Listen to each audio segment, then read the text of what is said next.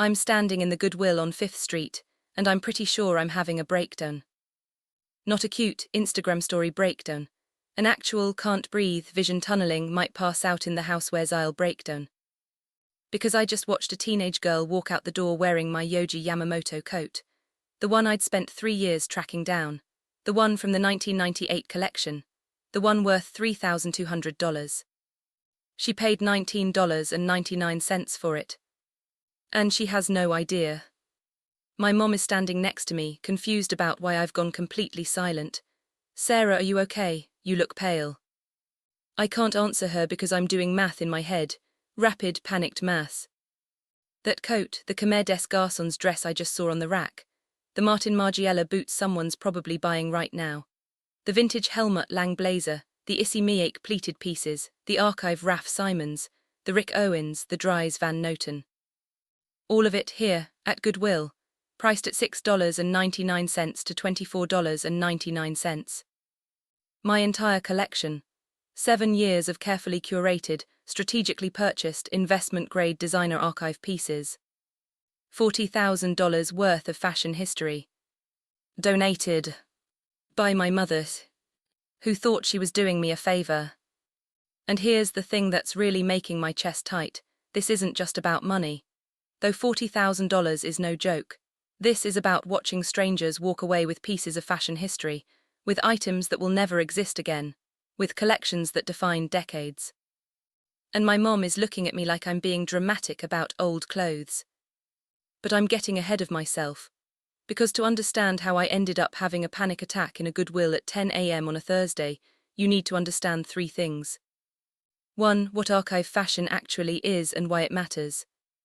2. How I became the kind of person who spends hundreds of hours hunting down rare designer pieces.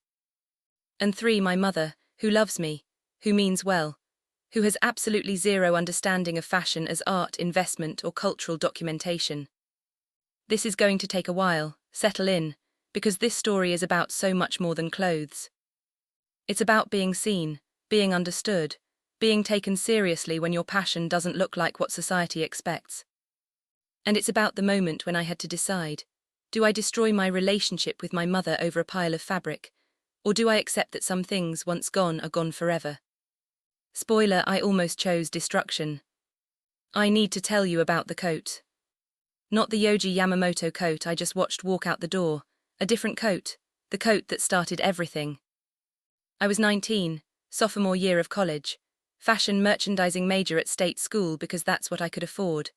I was working part-time at a vintage store in downtown Portland called Second Skin. It was one of those places that smelled like decades of perfume and mothballs and time. The owner, Margaret, was in her 70s. She'd been in fashion since the 1960s. She knew everything. One afternoon, I was sorting through a new estate donation. Boxes and boxes of clothes from some woman who'd died. Her daughter just wanted it gone. Most of it was normal vintage stuff. 1980s shoulder pads, 1990s floral dresses, the usual. But then I pulled out this coat. Heavy wool, incredible construction, asymmetrical hem, oversized but structured, all black, no obvious branding. I held it up. Margaret, what is this? She came over, took it from me, turned it inside out, found a label. Her face changed. Oh my God. What? This is Yohji Yamamoto, I think this is from his 1990 collection, maybe 91. I had no idea what that meant. Is that good?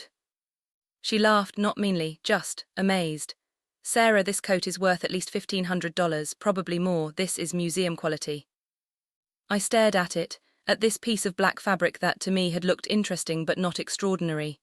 Are you serious? Completely. Yohji Yamamoto is one of the most important designers of the 20th century. He revolutionized the way we think about silhouette and deconstruction.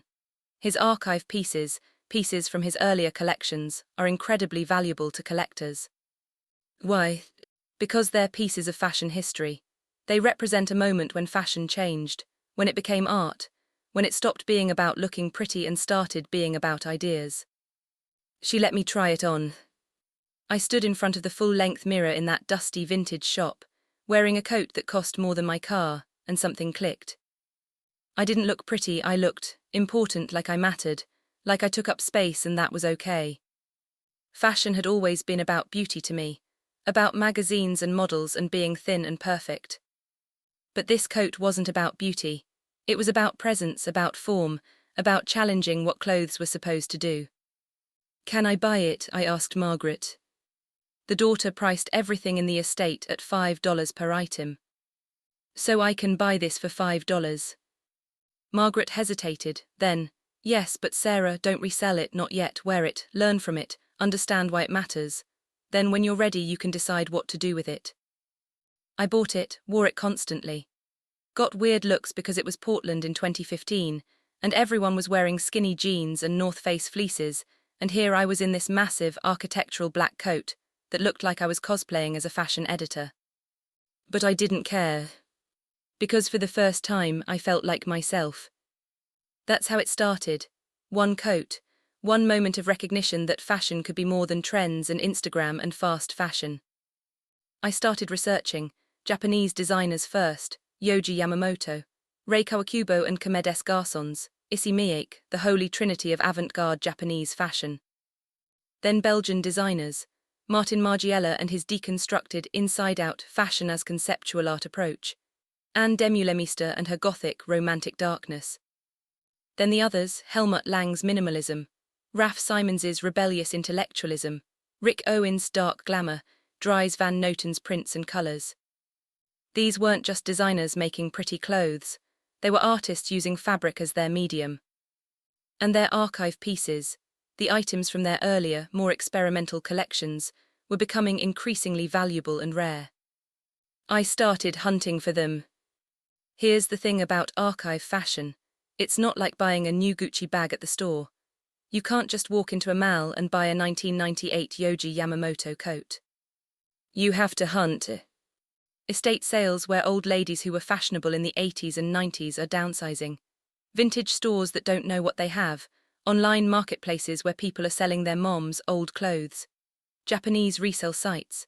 Grailed, Vestiaire Collective. Private sellers on Instagram. You have to know what you're looking for. How to spot a real Margiela versus a fake. How to identify collections by their construction details. How to recognize valuable pieces even without visible branding. And you have to be fast, because there are other collectors, other hunters, people who know exactly what they're looking for. It became an obsession. I'd wake up at 3 a.m. to bid on Japanese auctions. I'd drive 3 hours to check out an estate sale because someone mentioned weird black clothes from the 90s. I'd spend hours scrolling through online listings, looking for miscategorized gems. And I found things. A Comme des Garçons dress from 2005, listed as weird black dress with holes for $40. Worth $800. Helmut Lang pants from 1998, listed as vintage black pants for $25. Worth $400. A Martin Margiela Tabi boot, listed as weird split-toe boots for $60. Worth $650. Over 7 years, from age 19 to 26, I built a collection worth about $40,000. Not because I was rich, I wasn't. I worked 3 jobs through college. I lived in a studio apartment with a hot plate instead of a stove. I drove a car from 2003 that made concerning noises. But every extra dollar went to the collection. Because it wasn't just clothes, it was art, it was history. It was a tangible connection to moments when fashion changed. And it was mine. Quick pause here. If you've ever collected something that other people thought was a waste of money, drop a comment. I need to know I'm not alone. And subscribe because this story is 90 minutes long and it gets so much more intense. Hit that notification bell. My family never understood my collection. To be fair, they tried, sort of. My dad is a high school math teacher. Practical, logical, numbers-oriented. He understands value in terms of utility. A coat should keep you warm, pants should fit, shoes should be comfortable. The idea of paying $300 for pants, because they were designed by Helmut Lang in 1998, and represent a pivotal moment in minimalist fashion, made 0 sense to him. But do they fit, he'd ask. That's not the point, Dad. Then what is the point? They're archive pieces, they're historically significant. They're pants, Sarah. Every conversation about my collection eventually ended there. They're just clothes, why does it matter? My mom is worse about it than dad, or better depending on how you look at it. She's a pediatric nurse. She's practical, nurturing, focused on real problems. Kids with cancer, families in crisis, life and death situations. To her, my obsession with designer clothes was frivolous, wasteful, self-indulgent. You could have bought a car with the money you've spent on those clothes, she said once. I have a car. Barely, that thing is held together with hope and duct tape. The clothes are an investment. Clothes aren't an investment, they're clothes, they go out of style. Not archive fashion, it appreciates. Some pieces I bought for $50 are now worth $500. But you haven't sold them. Because I'm collecting, not flipping. So they're not actually worth anything until you sell them. God, we had this argument so many times.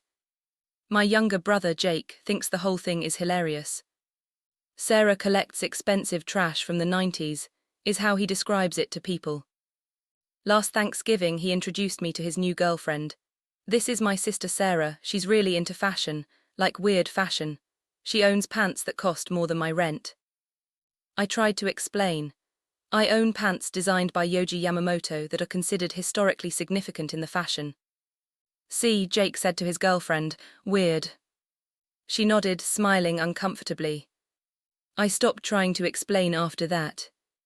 But the worst was always the subtle dismissal from Mom. Not the arguments, the little things. Like when she'd visit my apartment and say, are you really going to display those clothes like art? They're just hanging there collecting dust. Or when I'd show her a piece I was excited about. Mom, look at this Khmer des Garçons dress. It's from the 1997 collection, it's got this incredible. That's nice, honey, did you see your brother got promoted? Or the time I tried to explain why I couldn't come to a family vacation, because there was an estate sale I couldn't miss. It's an estate sale, Sarah, there will be others. Not like this one. The woman who died was a fashion editor in the 90s. Her entire wardrobe is up for sale. There could be pieces I've been looking for years. You're choosing old clothes over family. I'm choosing a once-in-a-lifetime opportunity over a weekend at the lake. She hung up on me. The thing is, I get it. I understand why they didn't understand. To them, fashion was something you saw in magazines, something you bought at Macy's or Nordstrom or Target, something functional. The idea that clothing could be art, that it could be historically significant, that it could be worth collecting like paintings or sculptures, that was foreign to them. And the fact that most of my collection was black, and oversized and weird-looking, and didn't photograph well didn't help. Why is it all black, Mom would ask. Because that's the aesthetic of the designers I collect. It's depressing. It's not depressing, it's intentional. The designers were reacting against the colorful excess of the 80s. They were making clothes that were about form and construction and... It's black, Sarah. How do you explain Yohji Yamamoto to someone whose idea of fashion is Ann Taylor Loft?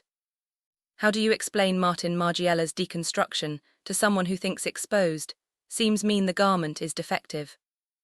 How do you explain that a coat with holes in it isn't damaged? It's a Khmer des Garçons design statement. You can't, or I couldn't. So I stopped trying. I kept my collection at my apartment. I didn't talk about it with family. I built this whole part of my life that they knew existed but didn't understand. And I told myself that was okay, that I didn't need their validation.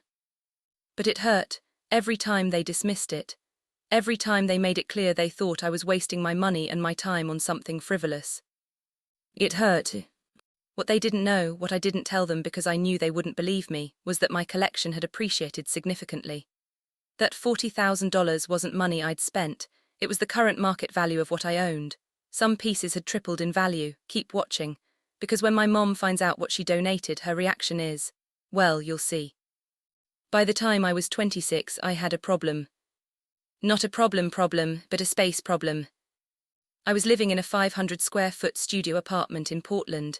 One room, no closets worth mentioning, a bathroom barely big enough to turn around in. And I had a collection of about 200 pieces of archived designer fashion. I'd gotten creative with storage.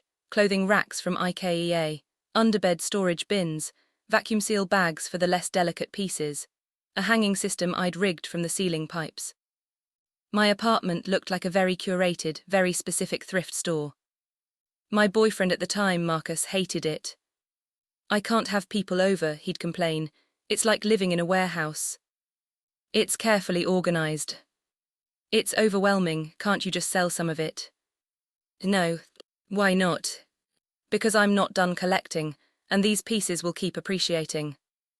But we can't even have friends over for dinner, because there's nowhere to sit that isn't covered in clothes. There's the couch. The couch has a vintage Helmut Lang coat on it. I'll move it. We broke up 3 months later. He said it wasn't about the clothes, but it was definitely partially about the clothes. After Marcus moved out, I had a decision to make. I could get a bigger apartment, but Portland rent was insane, and a place big enough for me and my collection would cost $2,000+ a month. I was making $40,000 a year working at a fashion boutique. The math didn't work. I could get a storage unit, but climate-controlled storage for that much clothing would cost $200, $300 a month, and I wanted to be able to see my collection, to wear the pieces, to interact with them. Or I could ask my parents if I could store some of it at their house. I resisted that option for months because I knew what would happen. Mom would look at it and see clutter. She'd ask why I needed so many black clothes. She'd make comments. But finally, after trying to cook dinner and realizing I couldn't reach my stove because there was a clothing rack in front of it, I called her. "Mom, I have a favor to ask." "Okay. I need to store some of my collection at your place, just temporarily, until I can afford a bigger apartment." Silence. "Sarah, we don't have room for." "I know, but my old bedroom is just sitting there empty. I could use the closet and maybe put a few pieces in garment bags in the corner. It wouldn't be in the way." Maury, silence. "How much clothing are we talking about?" "Maybe half my collection, about 100 pieces." 100 pieces, Sarah, that's not some clothing, that's a lot." "I know, but they're valuable. I can't keep them in my apartment anymore. I'm running out of space." Dad got on the line. "What kind of valuable?" "The whole collection is worth about $40,000 now. Some individual pieces are worth $500 to $3,000 each." Long pause. $40,000, Dad sounded skeptical, for used clothes. "For archive designer fashion, yes." "And you want to store $40,000 worth of clothes in our spare bedroom?" "Not all of it, maybe $20,000 worth. I'll keep the rest at my apartment." Another pause. "We'll need to adjust our homeowner's insurance," Dad said. "If something happened, a fire, a flood, we'd be liable." "I'll pay for the additional premium, and I'll document everything. Photos, receipts, current market values." Mom sighed. "Fine, but Sarah, this is temporary. You need to find a long-term solution." "I will, thank you." I moved about 100 pieces to their house the next weekend, carefully packed in garment bags, organized by designer and season, all documented. I showed Mom how everything was labeled, explained that the garment bags protected the clothes, asked her not to touch anything without asking me first. "I'm not going to touch your clothes, Sarah," she said, sounding slightly offended. "I know, I just want to make sure we're on the same page." "We are." Famous last words. For 2 years, everything was fine. I'd visit every few months, check on the collection, rotate pieces out, bring pieces back, the system worked. Mom would occasionally make comments, "Are you ever going to wear these?" or "Why do you need so many black coats?" But mostly, she left it alone. Until 3 months ago. I got a call from Mom on a Wednesday afternoon. "Sarah, we need to talk about your clothes." My stomach dropped. Nothing good ever starts with "we need to talk." "What about them?" "They've been here for 2 years. You said it was temporary." "I know. I'm working on finding a solution. I've been looking at storage units." "Storage units are expensive." "I know. When are you going to just sell some of this stuff, free up space?" "I'm not ready to sell yet." "Why not?" "Because I'm still collecting. The collection isn't complete." "Sarah, you have 100 pieces of clothing here. How is that not complete?" It's not about quantity. It's about curating specific pieces from specific collections. It's clothes, honey. They're taking up an entire bedroom. A bedroom you're not using. But we might want to use it. Your father and I have been talking about turning it into a home gym. I took a deep breath. Okay, give me a month, I'll figure something out. A month? Yes, I'll rent a storage unit. I'll move everything, just give me a month. She sighed. Fine, 1 month. I should have taken that seriously. I should have immediately found storage. Should have moved everything within a week. But I didn't. Because the next weekend, I found a vintage dealer in Seattle who was selling a piece I'd been hunting for 3 years. A 1997 Martin Margiela jacket from his artisanal line. Incredibly rare, priced at $1,200, which was a steal. I spent that weekend in Seattle, buying the jacket, celebrating the find, planning where it would fit in my collection. And while I was gone, my mother decided she was done waiting. Okay, we're about 32 minutes in. Still with me, because this is where everything falls apart, and I mean everything. The next 20 minutes are brutal. If you need water or wine, definitely wine, grab it now. I was driving back from Seattle on Sunday afternoon when my phone rang. Mom. Hey, I'm on my way back from... I cleaned out your old bedroom. My hands tightened on the steering wheel. What? I cleaned out your clothes. I know you said you needed a month, but Sarah, it's been 2 years, so I just did it. Did what? I packed everything up. I called Goodwill. They came and picked it up this morning. The world went sideways. I pulled over, literally pulled my car onto the shoulder of I-5 because I couldn't drive and process what she'd just said. You what? I donated your clothes to Goodwill. They were very grateful. Apparently they don't usually get such nice donations. Mom, my voice didn't sound like my voice. Mom, tell me you're joking. I'm not joking. I'm sorry I didn't give you the full month, but you've had 2 years. Those weren't clothes, Mom.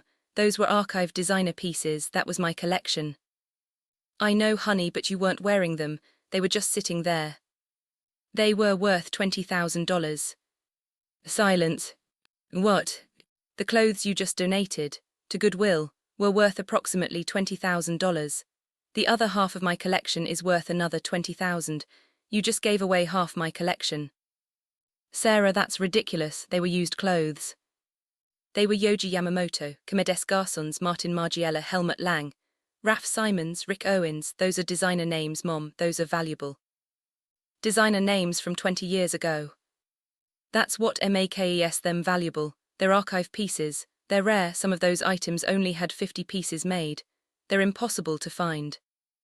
I was screaming into my phone on the side of the interstate. Which Goodwill? I asked. My voice was shaking. The one on 5th Street. Why? I'm coming there right now. Don't leave the house.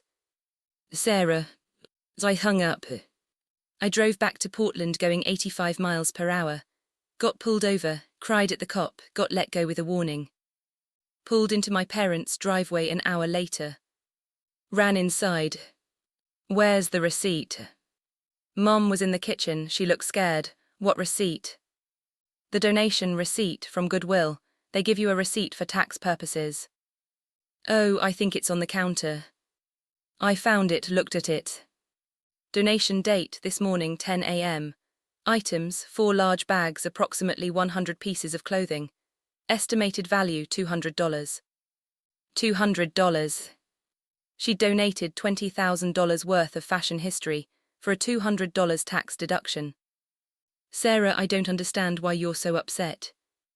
I'm going to Goodwill's. It's Sunday, they close at 6. I'm going now. I got back in my car. My dad tried to follow me out. Sarah, wait. I didn't wait. I got to Goodwill at 4:47 p.m., 13 minutes before closing. The store was busy, weekend shoppers looking for deals. I ran inside. Headed straight to the women's clothing section. And there it was, my collection on the racks. But it had already been picked through. I grabbed a cart and started frantically going through every rack. That's when I saw her, the teenage girl, wearing my Yohji Yamamoto coat, the 1998 one. The one I'd found at an estate sale in Eugene 3 years ago, the one worth $3,200. She was at the checkout counter. The price tag said $19.99. I watched her buy it.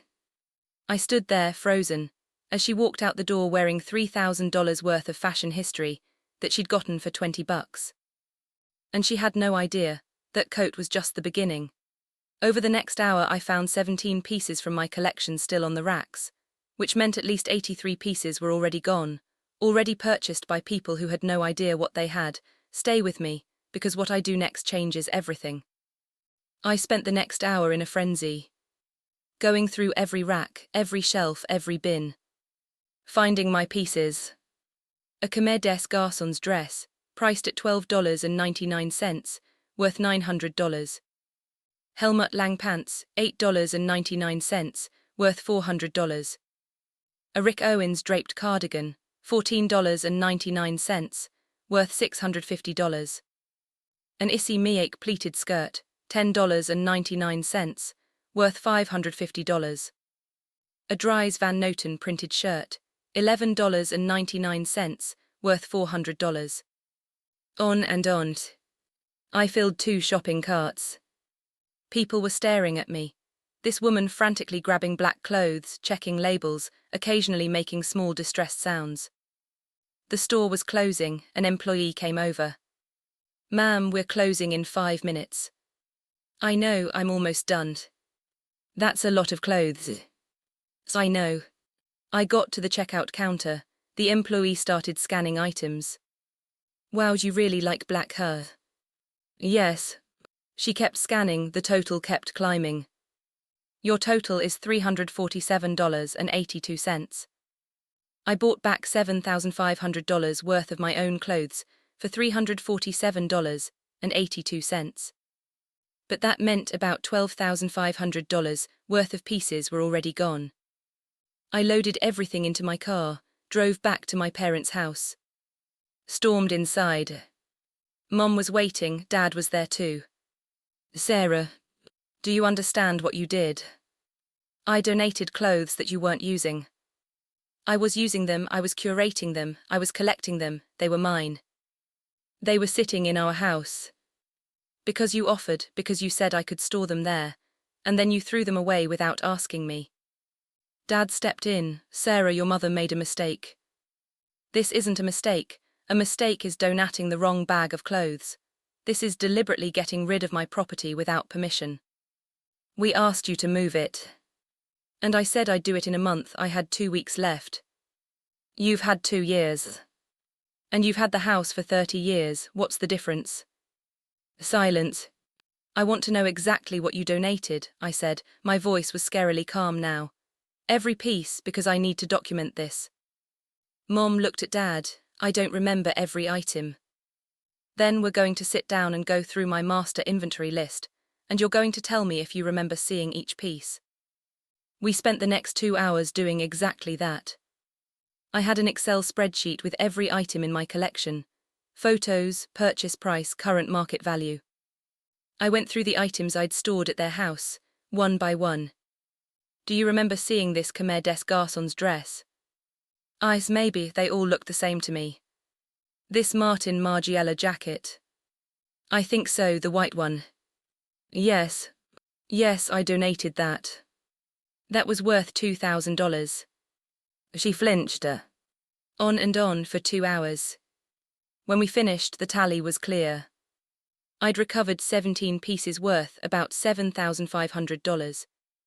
Still missing, 83 pieces worth approximately $19,700. Almost $20,000, gone. "I want you to pay me back," I said. Mom's face went white. "We don't have $20,000. Then we'll work out a payment plan. Sarah, we're on a fixed income. Your father is retiring next year.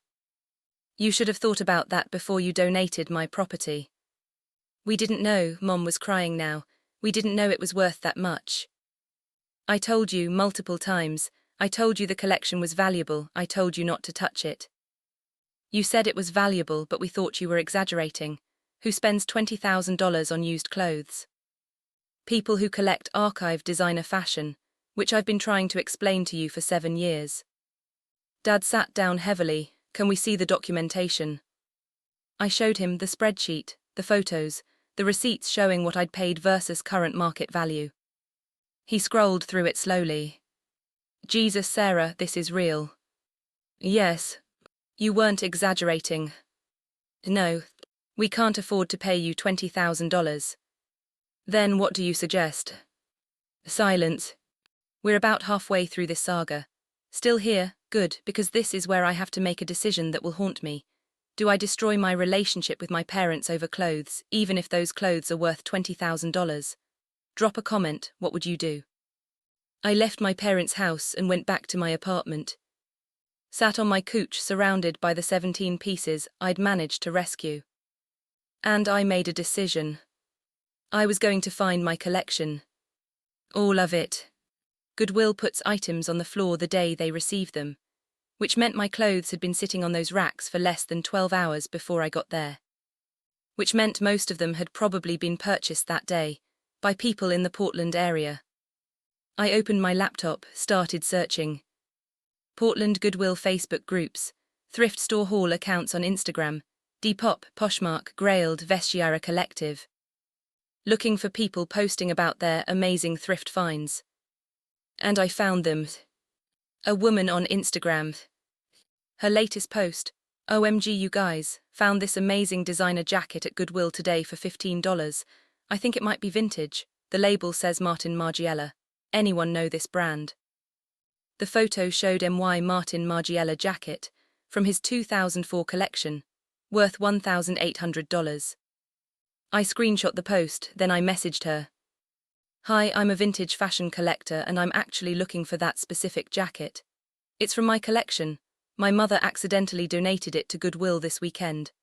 I know this sounds crazy, but would you be willing to sell it back to me? I'd pay you $200 for it. She responded within an hour. That's wild, but honestly I really love it and I've already planned outfits around it. Sorry. I increased the offer, $500. Wow, that's tempting, but I don't want to sell it. $1,000, final offer. I'm sorry, I just really love it, it's a special piece. She was right, it was a special piece.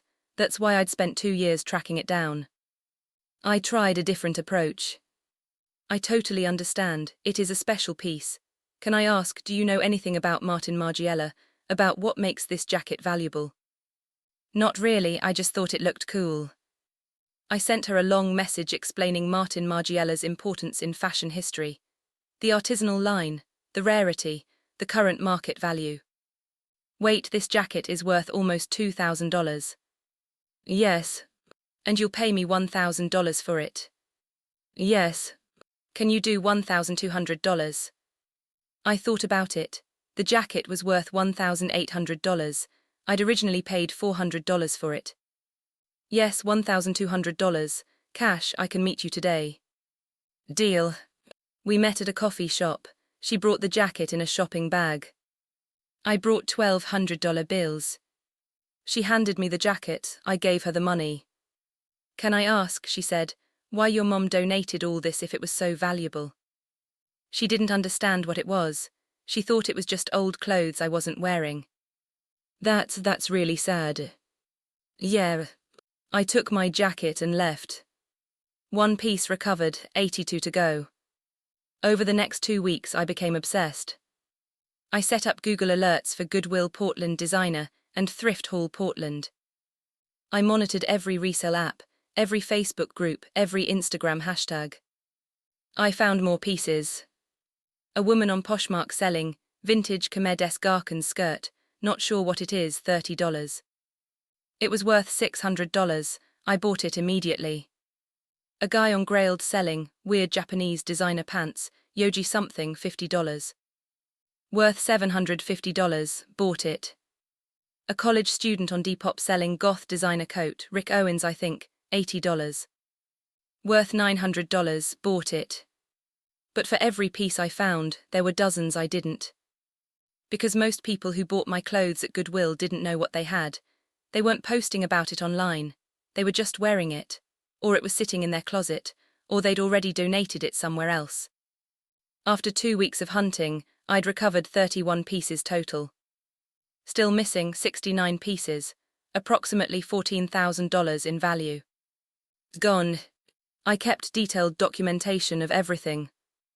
The 17 pieces I'd bought back from Goodwill for $347.82. The 14 pieces I'd tracked down online and purchased back for $4,200. Total recovered, 31 pieces, $7,500 in value, $4,547.82 spent to recover them. Still missing 69 pieces, $12,200 in value. I made a spreadsheet, showed it to my parents.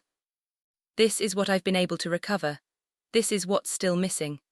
I want you to reimburse me for the $12,200 I lost, plus the $4,547.82 I spent recovering my own property. Total, $16,747.82. Dad looked at the numbers. Sarah, we don't have that kind of money. Then work out a payment plan. Even a payment plan, Sarah, that's years of payments. Then maybe you should have asked before donating my property. Mom was crying again. We made a mistake, a huge, terrible mistake, but we didn't do it maliciously. Ignorance isn't an excuse. What do you want from us? Dad asked. Tell us what would make this right. I thought about that. What would make it right? Getting my clothes back, impossible. They were scattered across Portland, being worn by strangers who had no idea what they had. Getting the money back, would that actually make me feel better? Or would I just be destroying my parents financially over fabric? Getting an acknowledgement that they'd dismissed my passion for years and then literally threw it away, maybe. But would they understand? Or would they just say the words I wanted to hear without meaning them? I didn't know. I need time, I said. I need to think about this. I spent the next 3 weeks in a spiral, not eating much, not sleeping well, just obsessively thinking about the clothes, the money, my parents, and what I actually wanted. And then something happened that changed everything. A message from a stranger who'd bought one of my pieces. Stay tuned. 3 weeks after the donation, I got a DM on Instagram. From an account I didn't recognize, at Avant-Garde Archive. The message said, Hi, I hope this doesn't seem weird. I bought a Khmer des Garkans dress from Goodwill a few weeks ago. I've been researching it and I found some posts you made about similar pieces. I think this might have been yours. I saw you mentioned your collection was accidentally donated. I attached a photo. The photo showed the dress. My dress. From Rei Kawakubo's 2006 collection.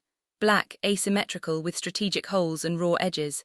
I'd bought it for $200 from a seller in Japan. It was worth $1,100.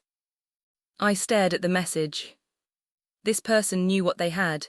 The account was dedicated to archive fashion. They understood.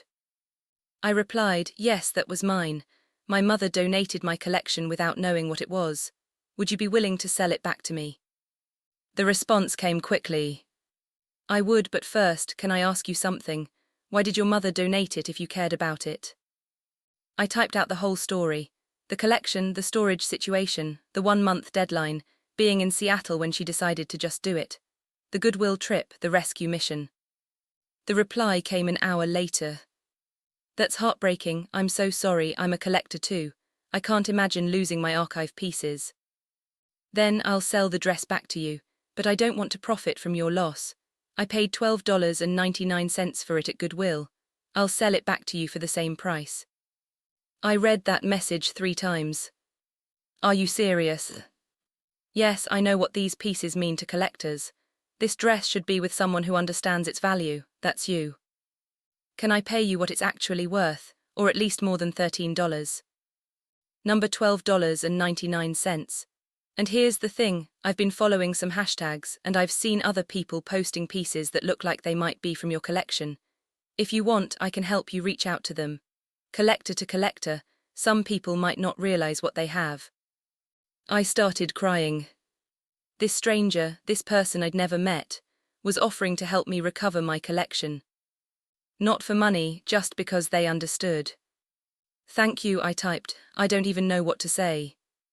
Say you'll keep collecting, don't let this destroy your love for fashion. Over the next week at avant-Garde Archive helped me reach out to other people. We found 7 more pieces. A woman who'd bought a Yohji Yamamoto skirt for $9.99. When I explained what it was, she sold it back to me for $50. I want you to have it, but I need to cover my daughter's school lunch money for the month. I paid her $200. She cried and said I didn't have to. I insisted. A college student who'd bought a Raf Simons shirt for $14.99. He was studying fashion design. When he realized it was archive Raf, he refused to sell it back. I'm sorry. But this is the piece that's going to inspire my senior thesis, but I promise I'll take care of it. I couldn't be mad at that. A middle-aged woman who'd bought a Dries Van Noten dress for $15.99. She'd worn it to her daughter's wedding. It was the most beautiful dress I'd ever worn. I felt like myself in it, you know. Yeah, I knew. I told her to keep it. It found the right person. She insisted on paying me for it. I insisted she keep it for free. We compromised. She donated $100 to a fashion scholarship fund in my name. By the end of the month, I'd recovered 43 pieces total. Still missing 57 pieces, about $10,000 in value. But something had shifted. The pieces I'd recovered had gone to people who either understood their value or found meaning in them. The woman who wore the Dries Van Noten dress to her daughter's wedding. She'd gotten more joy from that one wearing than I'd gotten from storing it in a garment bag. The student using the Raf Simons shirt for his thesis, he was creating something new inspired by something old. Even the Instagram flipper who wouldn't sell back the Margiela jacket, she genuinely loved it. She was wearing it constantly, styling it in ways I never had. Maybe my collection was doing more good scattered across Portland than it had been locked away in my apartment. Maybe. I went back to my parents' house. I've been thinking, I said. They both looked terrified. I've recovered about half the collection. The rest is gone, either sold to people who won't sell back or just disappeared into the city. Sarah. Let me finish. I've spent the last month obsessing over this, hunting down pieces, trying to recover what was lost, and in the process I've met people who bought my clothes and loved them, who wore them and felt beautiful in them, who found meaning in them. I took a breath. And I've realized something. I was collecting these pieces to preserve them, to keep them safe, to honor their history. But I was also hiding them, keeping them in garment bags, not wearing them, not sharing them. What are you saying? I'm saying that maybe losing my collection is teaching me something about why I was collecting in the first place, about what fashion is actually for. Mom was crying. I'm so sorry, we'll pay you back somehow, we'll. I don't want your money. Silence. What? I don't want you to pay me back, I want something else. What? I want you to understand, really understand, why this mattered to me, why I spent 7 years building this collection, why it wasn't just clothes. We're in the final stretch now, 20 minutes left, and I'm going to tell you what I asked my parents to do, and what I learned about revenge, forgiveness, and letting go of things you love. Stay with me, the ending might surprise you. I sat my parents down in their living room. I want to show you something, I said. I opened my laptop, pulled up my collection documentation. This is the Yohji Yamamoto coat I bought when I was 19, the one that started everything. I showed them the photo, explained who Yohji Yamamoto was, why he mattered, how he changed fashion in the 1980s by introducing Japanese aesthetics to Western fashion. Deconstruction, asymmetry, black as a statement rather than just a color. This coat represented a moment when fashion stopped being about fitting in and started being about standing out, about making a statement, about challenging beauty standards. Mom looked at the photo, really looked. It is beautiful, she said quietly. This Comme des Garçons dress, I continued. Rei Kawakubo designed it in 2006. This collection was about celebrating imperfection. The holes aren't damage, they're intentional. They're saying that things don't have to be whole to be beautiful. I went through piece after piece. The Martin Margiela jacket that was intentionally deconstructed, with exposed seams and inside-out construction. Margiela was questioning what fashion should look like. He was making visible all the parts we usually hide. The Helmut Lang pants that were minimalist to the point of being stark. Lang was reacting against excess, against logos, against fashion as status symbol. These pants say I don't need to prove anything to you. The Rick Owens draped pieces. Owens creates clothes for people who feel like outsiders, who don't fit conventional beauty standards. His clothes make you feel powerful in your strangeness. For 2 hours I walked them through my collection, not as expensive clothes, as art, as cultural artifacts, as statements about identity and belonging and beauty. And my parents listened. Really listened. When I finished, Mom was crying. I didn't know, she said. I didn't understand any of this. I just saw black clothes that looked strange. I know. Why didn't you explain it like this before? I tried, but you weren't ready to hear it. You'd already decided it was frivolous. She nodded. You're right, I had. Dad spoke up. Sarah, this is actually really beautiful, the way you talk about it, the meaning behind it. Thank you. But I have to ask, if these pieces are meant to be worn, meant to make statements, why were you keeping them in storage? That hit me. Because I was afraid of losing them, afraid of damage, afraid of them going out of style or losing value. So you were treating them like investments instead of art? Yeah, I guess I was. We sat in silence for a moment. I think, I said slowly, maybe I needed to lose the collection to understand what it actually meant to me. What do you mean? When I was hunting down the pieces, talking to the people who bought them, I saw something. I saw strangers falling in love with these designers, discovering Comme des Garçons for the first time, understanding Rick Owens in a way they never had before. I thought about the woman at her daughter's wedding. There was this woman who bought a Dries Van Noten dress. She wore it to her daughter's wedding. She told me it was the most beautiful she'd ever felt, that in this dress she felt like herself. That's lovely. It is, and the thing is, I never wore that dress. I bought it, documented it, hung it in a garment bag and stored it, for 3 years. It sat in a closet being preserved. And this woman actually lived in it. Exactly. Mom reached for my hand. I'm still so sorry I donated your clothes. It was wrong. I should have asked. I should have given you more time. You should have, and I'm still upset about it, but I'm also learning something from this. What? That maybe the point of collecting beautiful things isn't to keep them forever, it's to appreciate them while you have them, and then let them go to someone who needs them more. Over the next few weeks I made some decisions. The pieces I'd recovered, 43 items worth about $8,000, I kept about half. The pieces that meant the most to me, the Yoji coat that started it all, a few Comme des Garçons pieces that felt essential, the Helmut Lang pants that made me feel powerful. The rest I sold, not for maximum profit, but to collectors and fashion students who would appreciate them. I made about $6,000. With that money I did 2 things. First, I donated $2,000 to Fashion Scholarship Fund at my old college, for students who wanted to study fashion history but couldn't afford it. Second, I used the other $4,000 to start a small archive fashion account. Not to hoard pieces but to buy them, document them, photograph them, tell their stories, and then sell them to people who would love them. Basically, I became a curator instead of a collector. The 57 pieces I never recovered, the $10,000 worth of fashion history scattered across Portland, I had to make peace with. I imagined them out there, being worn, being loved, being seen.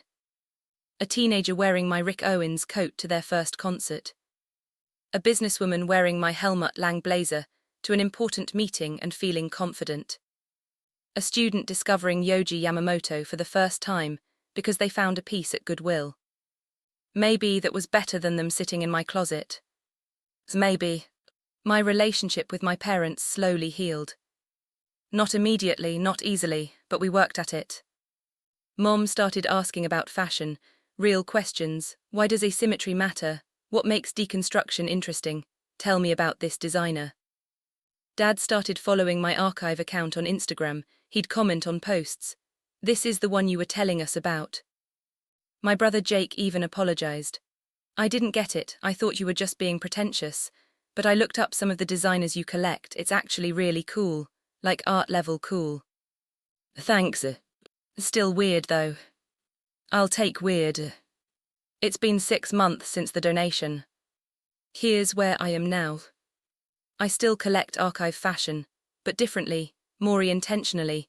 I buy pieces, wear them, document them, share them, and then let them go to someone who will love them next. I've built a small following of people who appreciate fashion history, who want to learn about these designers, who see clothes as more than just clothes. I make a little money doing it, not a lot, but enough to support the hobby and occasionally buy something special. I've recovered 43 of the original 100 pieces.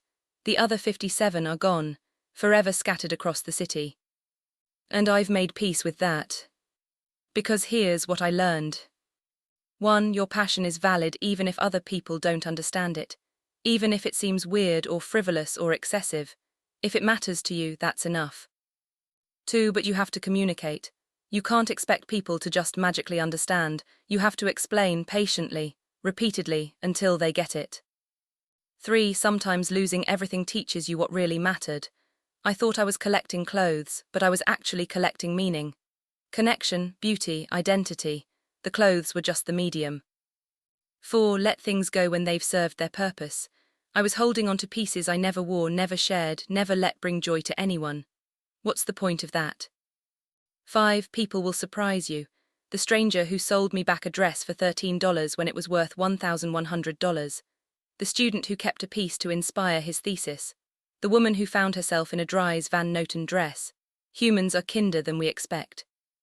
6. Forgiveness is messy. I'm still angry sometimes, still sad about what I lost, still frustrated that my mom didn't take me seriously for 7 years. But I'm choosing to move forward anyway, because the relationship matters more than being right. And 7. Sometimes revenge isn't the answer. I could have destroyed my parents financially, could have sued them, could have cut them out of my life. But then what? I'd have money and no family, no thanks. The clothes I lost, they're being loved by people who found them, who wore them to weddings and concerts and job interviews, who felt beautiful and powerful and seen in them. Maybe that's the best possible outcome for archive fashion that was sitting in a closet. Maybe the clothes were meant to be scattered, to find new people, to tell new stories. Maybe my job was just to rescue them from obscurity and then let them go. Last week I got a message on Instagram from a woman I didn't know. Hi, I bought this coat at Goodwill a few months ago and I've been researching it. The label says Yohji Yamamoto and I think it's from the 1990s. I found your account and thought you might know about it. The photo showed a coat, not my Yohji coat, a different one. But similar, same era, same aesthetic. Someone's grandmother passed away, the message continued. And her family is selling her whole wardrobe.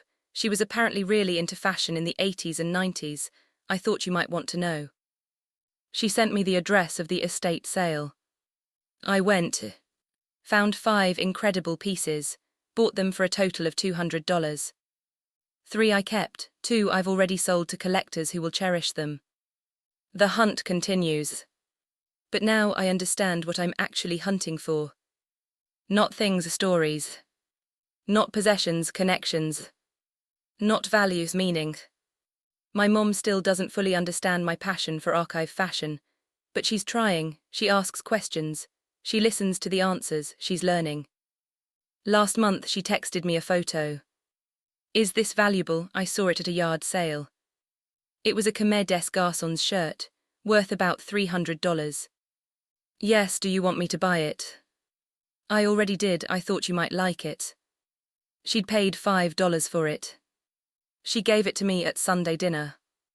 I know it's not the same as the ones I donated, but I thought, maybe it could be a new start. I hung it in my closet, next to the pieces I'd kept from the original collection. Not because it's worth $300. Because my mom finally sees me. And that's priceless. If you made it through all 90 minutes of this, thank you. Really, from the bottom of my heart. If you collect anything, clothes, books, art, vintage toys, anything, protect it. Document it, but also share it. Let people see why it matters, don't hide your passion. If you're a parent or family member of a collector, listen. Ask questions, try to understand, even if it seems weird, especially if it seems weird. And if you've lost something you loved, whether someone threw it away or it got stolen or it just disappeared, know that you're not alone. We've all lost things that mattered. The question is what you do next. You can spend forever being angry, or you can grieve, learn, and rebuild. I chose to rebuild. Different but rebuilt. Drop a comment, tell me your story. Have you ever lost a collection? Has a family member ever thrown away something you loved? What did you do? Hit that like button if this resonated with you. And subscribe, because I'm still out there, still hunting, still finding pieces of fashion history that would otherwise be lost. Still sharing the stories. Thank you for being here, all 90 minutes of here. Until next time, remember, one person's old clothes are another person's archive treasure. And sometimes, the best revenge is just living well and building something new.